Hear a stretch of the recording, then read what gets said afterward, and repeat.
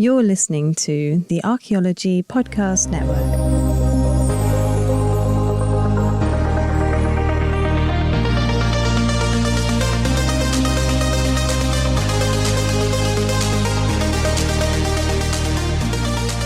Welcome everyone to episode 17, and in this episode we're heading back to the windswept shores of Viking Britain to ask a question that's suitably audacious and weirdly fitting.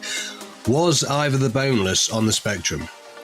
Could the legendary Viking leader, son of the infamous Ragnar Lothbrok, who's been remembered as much for his eerie physicality and unnerving intellect as for his brutal conquests, have been neurodivergent? To be perfectly honest, I sometimes suspect that the Vikings were one big ADHD support group, sailing off impulsively, ignoring authority, shouting at the sky, and probably forgetting to wear the trousers in battle. But that's statistically impossible, so we shall say no more. And instead, let's turn the ADHD BCE lens on Ivar, a figure shrouded in myth and mystery, but one who might reveal a mind that saw and did things differently. Let's imagine the scene. It's 865 in the Common Era. The sea is cold and grey. A Viking longship slices through the waves. Its sails fat with wind. On the prow stands a man, tall, still, strange. His name is Ivar. Some say his bones would, some say he moved with a grace that was unnatural. Others say he barely moves at all. And while the other Vikings shout, drank, and clashed axes, Ivar's mind is somewhere else entirely, swirling on thoughts, angles, plans, names of rival kings, weaknesses in fortress walls, the ache of an old story, his father's death, and what he plans to do about it. Well, what we know for certain is that Ivar led the Great Heathen Army, a Viking megaforce that invaded Anglo-Saxon England with terrifying coordination. It wasn't actually England then, was it? But anyway, same place, same island. But yeah, not using just his brute strength, but Ivar used strategy, timing, psychological warfare, and patience. Not your average fella.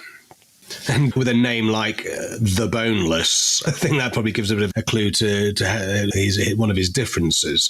So if we look at that for a minute, I suppose that the nickname Boneless has puzzled historians for centuries.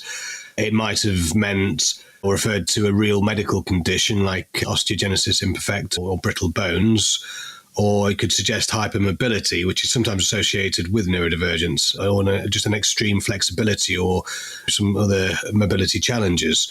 Or it could have simply been a poetic metaphor, someone who was unshakable, slippery, hard to pin down, difficult, you can't break his bones if he hasn't got any. We may never know for sure, but even in legend, Ivar's body didn't follow the rules.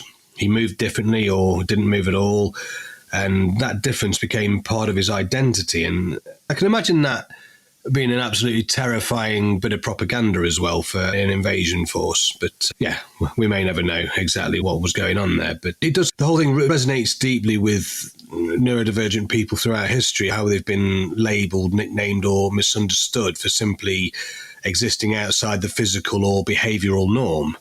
But it also suggests something else. Mind. He didn't just survive his differences. He may have weaponized them. He may have relied on them. But we see he was a strategist. He wasn't just some berserker. He was a strategist. And unlike many Viking heroes, Ivar wasn't known for that frenzied axe wielding. He was known for winning without fighting. So there's another difference. He was excellent at he orchestrated sieges, manipulated rival kings. He held power through planning, not through chaos. While others charged, Ivar watched. He calculated, moved when it mattered most. And that sounds a lot like sort of executive function on a mission. Not the absence of impulsivity, but the ability to channel it into a long-term vision. Maybe he had an ADHD coach that helped him out. The rest of us have to. It also echoes that sort of ADHD superpower of I don't know, autistic, but superpower of pattern recognition, seeing things and how they connect when other people might not notice. There's something deeply neurodivergent in a person who doesn't just think outside the box, but never really understood why the box was even there in the first place. And I think that's, I don't know, it reflects a lot of that sort of, it goes back earlier, doesn't it? That's sort of the Bronze Age, Iron Age, and then medieval, throwing caution to the wind and showing off to the gods and just going on adventures. It's like the whole sort of the Great Heathen Army, the Viking invasions. It was fairly common for those few thousand years of invasion and raiding and generally being nuisances. But let's have a little look at another element here, because I think all these leaders, if you're leading a battle, a raiding party or an army or whatever, you have to be a certain type. Was Ivar emotionally cold, or could he just have been socially different? Anglo-Saxon writers often describe Ivar as terrifyingly cold, detached, unemotional, like a ghost in command of flesh and blood men. But was he cold, or just processing emotions differently? In modern terms, this is where neurodivergent traits often get misread. Sort of flat affect, quiet intensity, or low social reciprocity can seem inhuman, expecting a specific emotional script.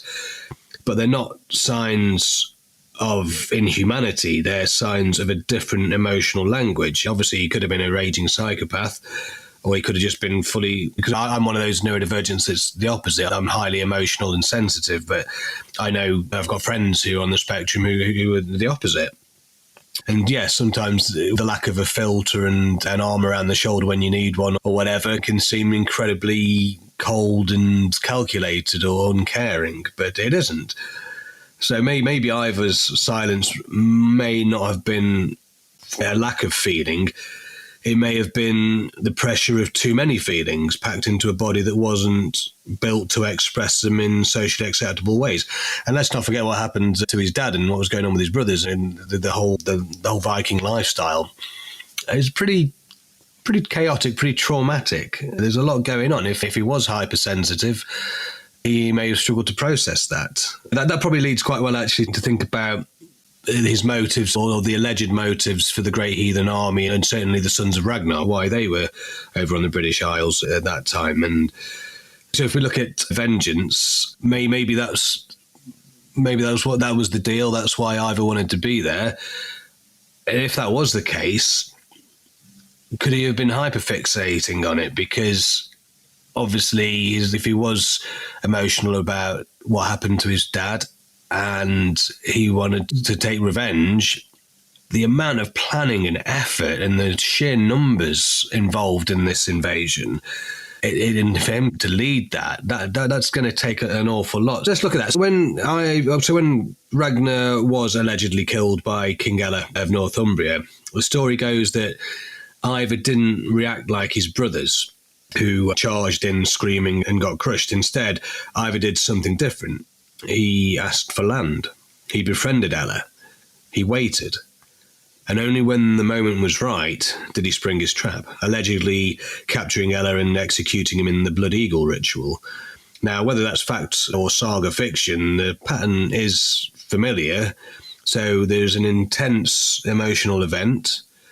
There's hyper-focus on a resolution, and the delayed but deliberate action. Now, that particular part is really interesting, but this is where ADHD and autism traits overlap with mythic storytelling. That laser focus, that black and white moral drive, what would you call it, justice sensitivity, that relentless pursuit of justice.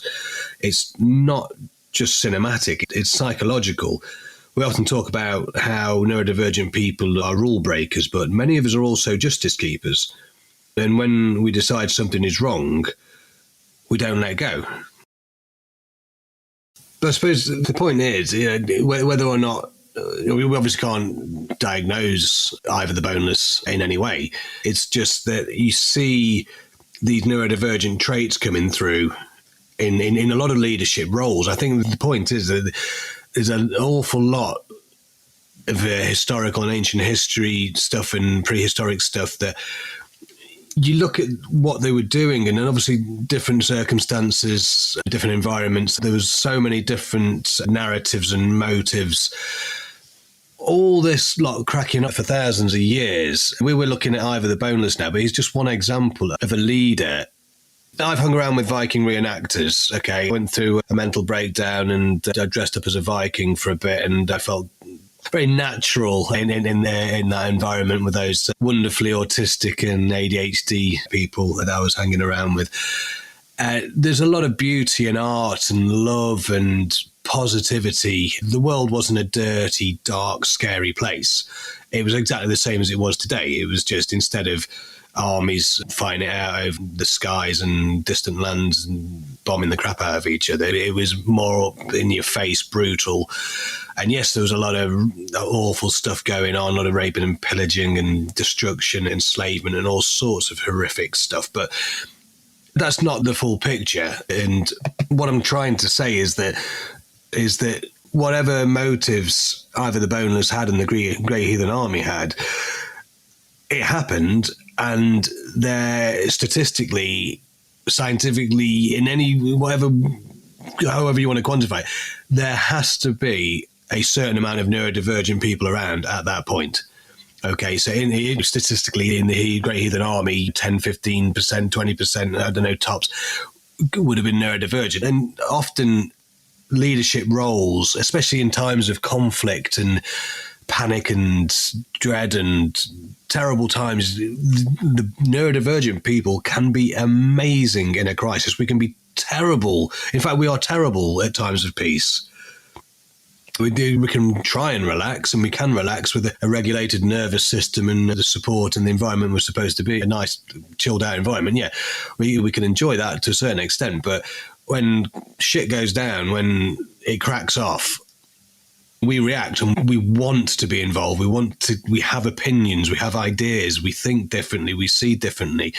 I don't know how many neurodivergent leaders there were.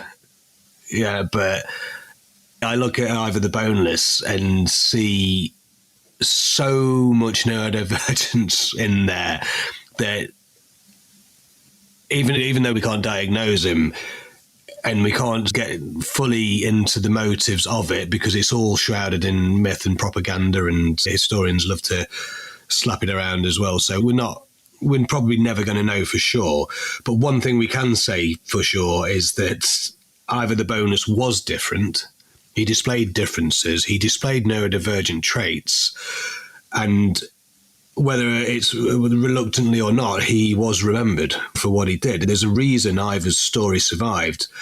He unsettled people, not just because he won, but because he won differently. He didn't behave like your average leader. He didn't move like a warrior. He didn't speak like a king, as far as we know. He didn't match that template, and history has had to mythologize him just to try and make sense of him.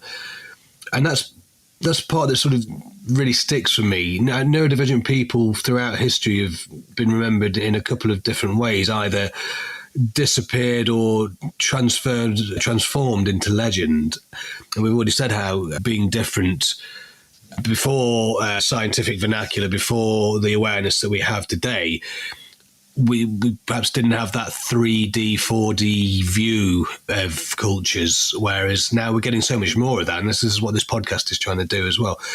But yeah, I think Ivar was the latter. I think he was transformed into a legend, and the legends, twisted as they are, still hint at something real. There's no smoke without fire. If a mind that didn't conform and a mind that changed history.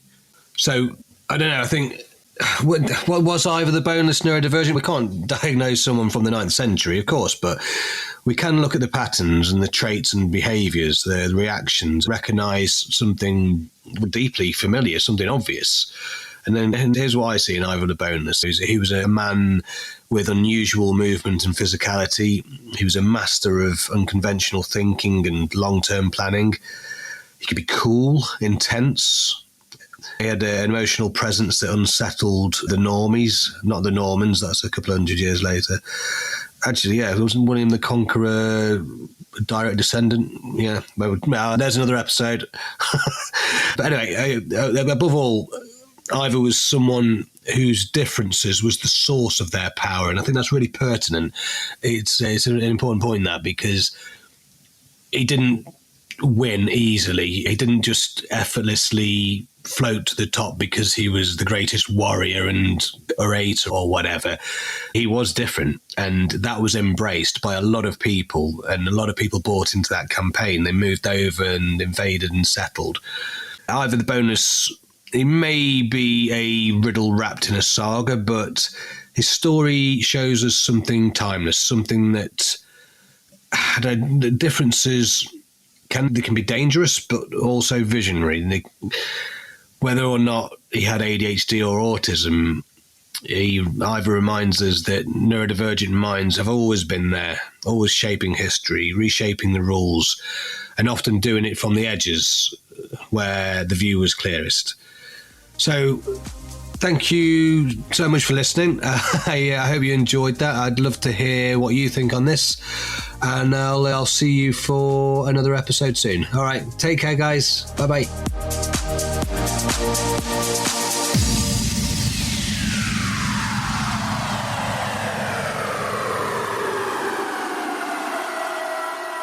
The Archaeology Podcast Network is 10 years old this year.